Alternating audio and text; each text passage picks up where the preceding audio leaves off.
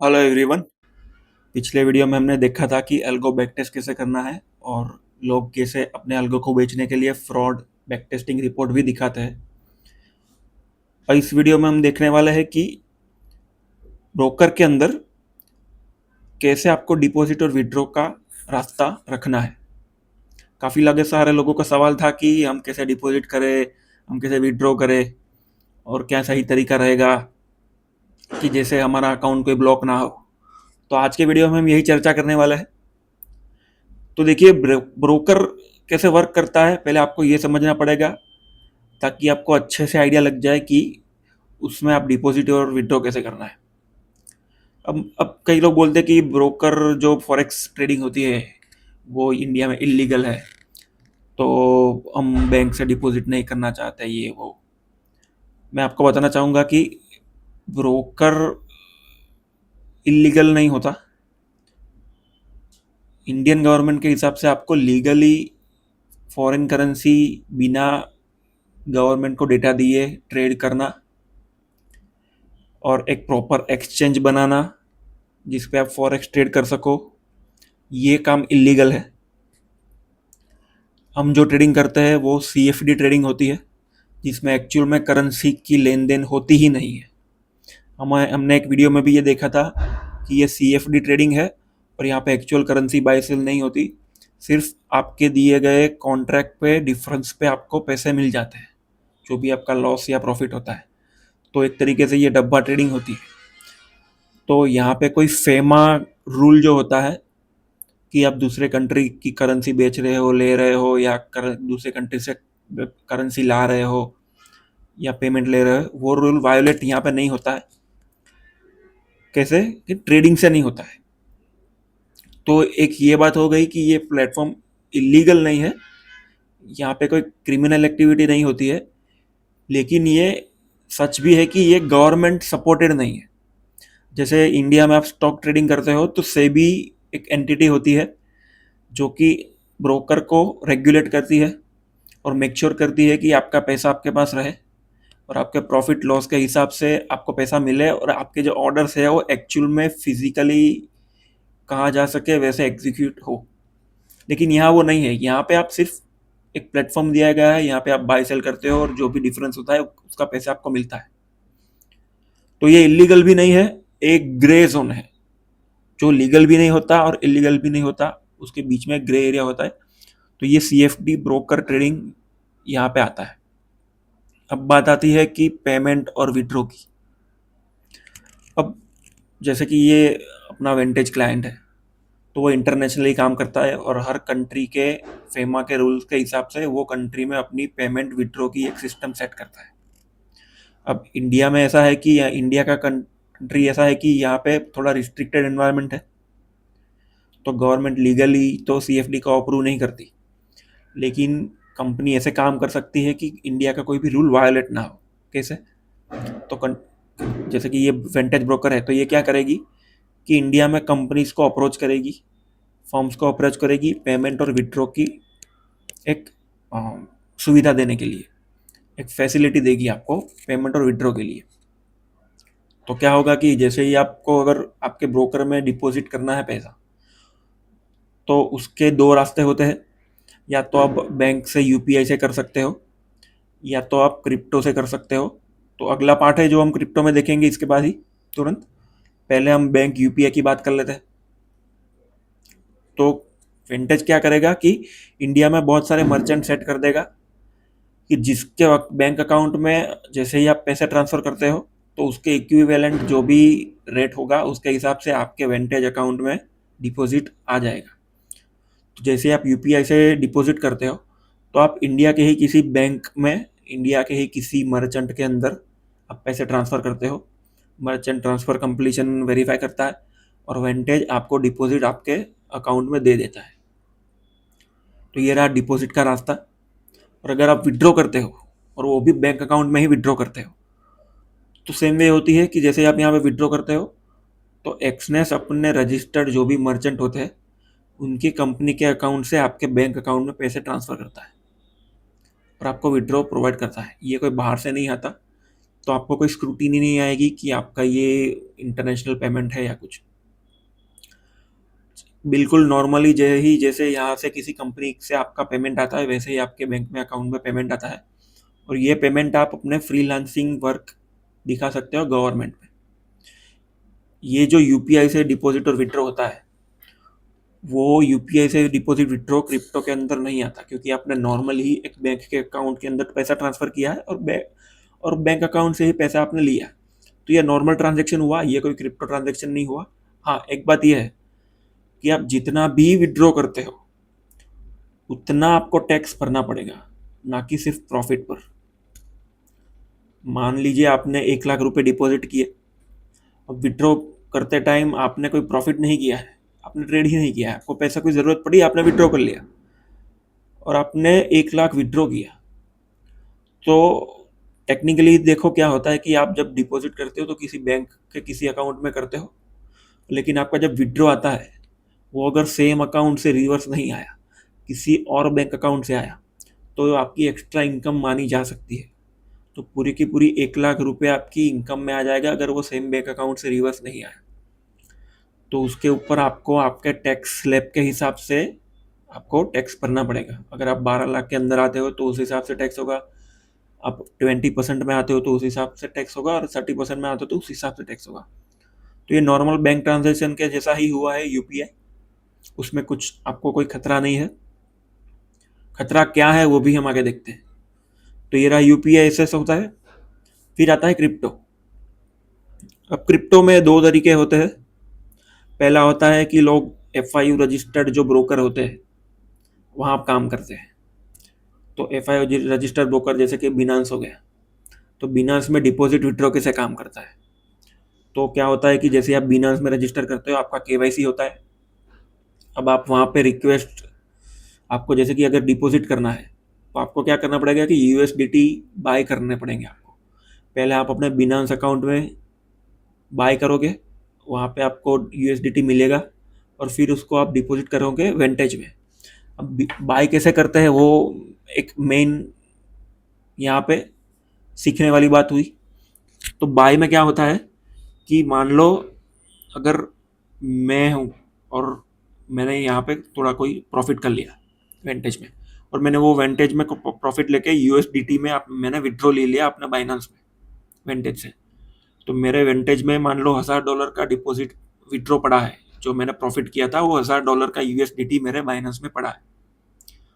अब उसका मैं क्या करूँ, मेरे तो बैलेंस में पड़ा है।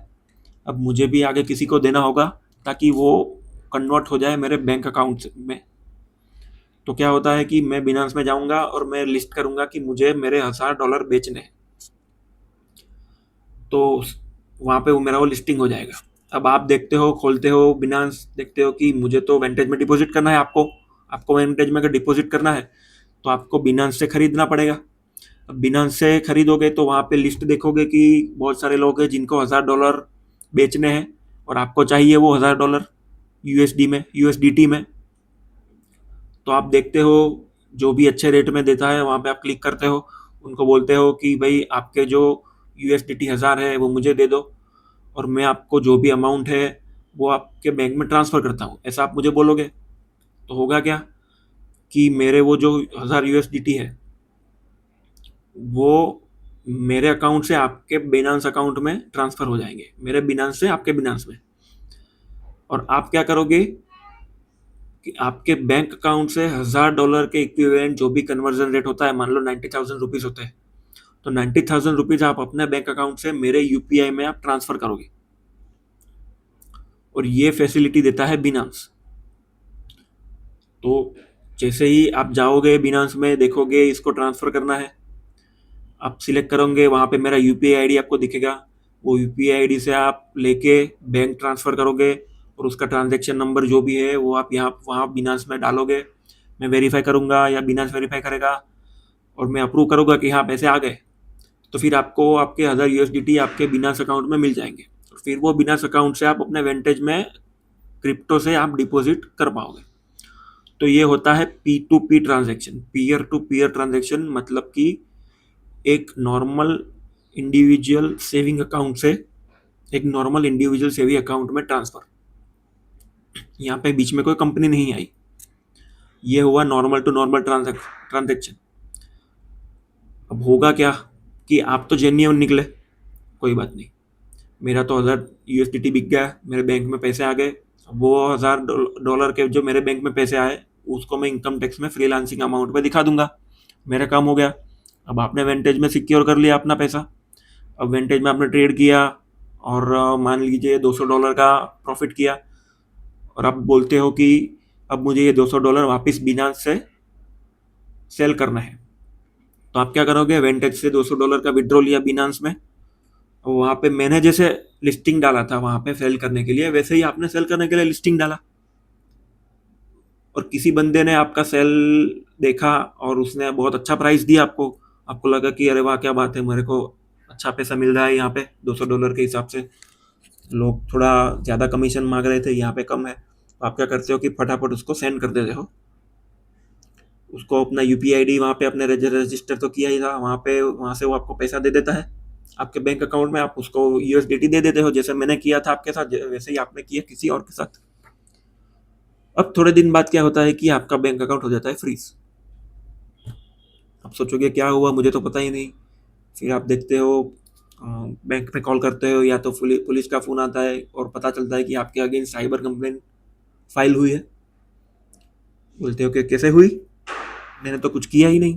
फिर पता चलता है कि आपने किसी के साथ फ्रॉड किया है, और वो बंदे ने आपकी जो ट्रांजैक्शन थी, जो आपको पैसे भेजे थे, उस पर उसने एफआईआर डाल दी है, और इलेक्ट्रॉनिक एफआईआर कर दी है, ई एफआईआर कर दी है, ऑनलाइन फ्रॉड कंप्लेन कर दी है। अब क्या करोगे, आप साबित ही नहीं कर पाओगे कि आपने किस चीज़ के पैसे लिए थे। वो बोल देगा कि मेरे को ओटीपी आया था, फ़ोन आया था, और किसी तरह से इस बंदे ने मेरे साथ फ्रॉड कर दिया है। अब आपके पास तो हो गई कंप्लेंट, अब आपका बैंक अकाउंट हो गया फ्रीज, और आप अब साबित नहीं कर सकते कि आपने उससे पैसे लिए थे, उसने उसने आपको ट्रांसफ़र किए थे यूएसडीटी के लिए, क्योंकि यहाँ पे तो वो सपोर्टेड है नहीं। फिर आपको मजबूरी में उसके $1000 इक्विवेलेंट, जो भी 90,000 रुपीज़ लेट से आए थे आपके बैंक अकाउंट में, वो उसको आपको रिटर्न करने पड़ेंगे, और आपके पास कुछ नहीं आएगा। जैसे मान लीजिए $200 आपने जो विड्रॉ किया था, वो पैसा $200 का इक्विवेलेंट, मान लो 9 दू 18,000 आए होंगे आपके बैंक अकाउंट में, तो वो आपको रिवर्स करने होंगे उसको। और आप तो क्या हुआ, आपका यूएसडीटी भी गया, आपका विड्रॉ भी गया, तो आपको डबल लॉस हुआ। इसके पीछे बड़ा नेटवर्क काम करता है फ्रॉड करने के लिए, और उसमें पुलिस भी कई कई बार शामिल होती है, क्योंकि उनका भी कमीशन वहाँ पे लगता है। तो ये P2P नहीं करना होता है, यहाँ पे लोग बहुत फंस जाते हैं। तो P2P करना है सिर्फ अगर बाय करना चाहते हो तो ही बाय में ही करें, सेल में कभी P2P यूज़ ना करें। और मैं बोलता हूँ कि हो सके तो बाय का भी अवॉइड करें आप, क्योंकि अब FI रजिस्टर जैसे बिनांस है, वो गवर्नमेंट को डेटा देने के लिए कंप्लायंट है। तो किस किस ने कितना यूएसडीटी बाय किया, कितना सेल किया, सारा डेटा गवर्नमेंट के पास जाता है। तो ये रहा P2P का एग्जाम्पल, जो आपको सेलिंग के लिए तो नहीं ही करना है। अब दूसरा वे होता है क्रिप्टो से काम करने का, कैश में। तो उसके लिए तो सिंपल होता है कि आप सामने वाले बंदे को कैश दे दो, और वो बंदा आपको या तो बिनांस में, या तो डिसेंट्रलाइज वॉलेट जैसे कि ट्रस्ट वॉलेट, उसमें आपको पैसे देता है, उसमें आपको यूएसडीटी देता है, आप उसको कैश पैसे देते हो, वो आपको वहाँ पे वॉलेट में यूएसडीटी देता है, वो यूएसडीटी आप अपने बिनांस में डिपॉजिट कर सकते हो। सेंट्रलाइज या डिसेंट्रलाइज वॉलेट क्या है, सेंट्रलाइज वॉलेट यही होता है जो बिनांस होता है, जो कि सिर्फ बिनांस में आप लॉगिन कर सकते हो, और कहीं पे आपका उसका लॉगिन नहीं कर सकते। आपका वो एक्सचेंज, अगर बिनांस एक्सचेंज हैक हो गया तो आपके पैसे खतरे में पड़ सकते हैं। लेकिन एक दूसरी चीज़ आती है डिसेंट्रलाइज वॉलेट। वो डिसेंट्रलाइज वॉलेट में आपका कोई केवाईसी नहीं जाता, आपका कोई पैन कार्ड नहीं जाता, आपका कोई फ़ोन नंबर, ईमेल आईडी कुछ नहीं जाता। आप अपने फ़ोन में डाउनलोड करते हो, वहाँ पे ऑटोमेटिक एक 12 वर्ड्स की जनरेट होती है, जो कि आपके वॉलेट के यूनिक होती है, ऐसी की किसी और की नहीं होगी, और वही आपका लॉगिन पासवर्ड रहेगा फ्यूचर में। वो की आप पेपर में लिख लो, 12 फ्रेज आप पेपर में लिख लो, और दुनिया में कहीं भी अगर आपका फ़ोन डूब भी जाता है, ख़राब भी हो जाता है, तो कहीं से भी अगर और किसी और डिसेंट्रलाइज वॉलेट में आप वो 12 फ्रेज की डालोगे तो लॉगिन हो जाएगा। तो आप उसको रिमेंबर कर लीजिए या लिख लीजिए, तो आपका वो हो गया, बस वही आपका वॉलेट है। वहाँ पे ऑफिशियली किसी गवर्नमेंट के पास डेटा जाता नहीं, वो फ़ोन से अनइंस्टॉल कर दो तो अनइंस्टॉल हो गया, बात ख़त्म। कहीं ज़रूर पड़ी फ्यूचर में 10 साल बाद, तो भी आप लॉगिन करके वो की से लॉगिन करो और हो जाएगा। तो वहाँ से पैसा आप ले सकते हो किसी सेम बंदे से, किसी और के पास भी ट्रस्ट वॉलेट है, उसके पास यूएसडीटी पड़े है, आप उसको कैश देते हो, वो अपने वॉलेट से आपके वॉलेट में पैसे डाल देगा ट्रस्ट में, और ट्रस्ट से फिर आप यहाँ पे डिपॉजिट कर सकते हो। और सेम वैसे ही आपको रिवर्स विड्रॉ करना होता है। यहाँ से आपने विड्रॉ किया, प्रॉफिट अपने ट्रस्ट वॉलेट में लिया यूएसडीटी, और फिर सामने वाले बंदे को आपने यूएसडीटी दे दिया ट्रस्ट वॉलेट में, और उसने आपको कैश दे दिया हाथों हाथ। तो ये एक ट्रांजेक्शन का तरीका होता है विड्रॉ डिपॉजिट का। तो इसमें से आपको कौन सा सेट सूट होता है वो देखिए। और हाँ, ट्रस्ट वॉलेट में भी फ्रॉड ट्रांजेक्शन होते हैं, फॉल्स ट्रांजेक्शन दिखाए जा सकते हैं ट्रस्ट वॉलेट में। तो मेक श्योर कीजिए कि आप जो ट्रांजेक्शन कर रहे हो कैश में कर रहे हो तो किसी जाने हुए बंदे से कीजिए, कोई अनजान व्यक्ति से ना करें। वहाँ भी आपका खतरा रह सकता है, आपका कैश भी जा सकता है और पैसा भी गायब हो सकता है और यूएसडीटी भी रिवर्स हो सकता है। अब बात करते हैं कि आपको कितना डिपॉजिट कहाँ से किया है, तो कितना विड्रॉ कहाँ से लेना है। मतलब अगर आपने यूपीआई से डिपॉजिट किया है तो आप कितना यूपीआई से विड्रॉ कर सकते हो और कितना क्रिप्टो से विड्रॉ कर सकते हो। मान लो आपने 10,000 रुपये यूपीआई से डिपॉजिट किए अपने वेंटेज में। अब आपने प्रॉफिट किया 200 रुपये का या प्रॉफिट किया 2,000 रुपये का, तो कंपलसरी जितना भी डिपॉजिट आपने यूपीआई से किया है उतना ही यूपीआई से आपको विड्रॉ लेना पड़ेगा। 10,000 से ऊपर का जितना भी अमाउंट होगा वही आप क्रिप्टो में या तो फिर यूपीआई में अगर आप चाहो तो ले सकते हो। लेकिन वो 10,000 जो इनिशियली आपने डिपॉजिट किए हैं वो आपको कंपलसरी अपने बैंक में यूपीआई से ही आपको विड्रॉ लेना है। अगर ये नहीं करते हो और अगर प्लेटफॉर्म ये नहीं करने देता है तो एक मनी लॉन्ड्रिंग में आ जाता है कि आपने यहाँ पे यूपीआई से डिपॉजिट किया और क्रिप्टो से विड्रॉ कर लिया जो भी अमाउंट था, तो आपने यूएसडीटी में लीगली कन्वर्ट कर लिया। ये आप नहीं कर सकते। तो हमेशा याद रखें कि जितना डिपॉजिट किया है यूपीआई से उतना तो आपको विड्रॉ वहाँ से लेना ही पड़ेगा। ऊपर का अमाउंट आप विड्रॉ कर सकते हो क्रिप्टो से, कोई बात नहीं। कि जिस भी बैंक अकाउंट से आपने डिपॉजिट किया है वो एक ही बैंक अकाउंट रखे आप अपना जिस पे आप विड्रॉ वापस लेने वाले हैं। मतलब कि एक नंबर 1 की वो तो पहले तो आपका खुद का अकाउंट होना चाहिए, क्योंकि यहाँ पे आपने केवाईसी की है, उसी इंसान का अकाउंट हो, बैंक अकाउंट जिसे आप डिपॉजिट करो। और विड्रॉ भी लेते हो तो आपको सेम बैंक अकाउंट में ही विड्रॉ लेना है।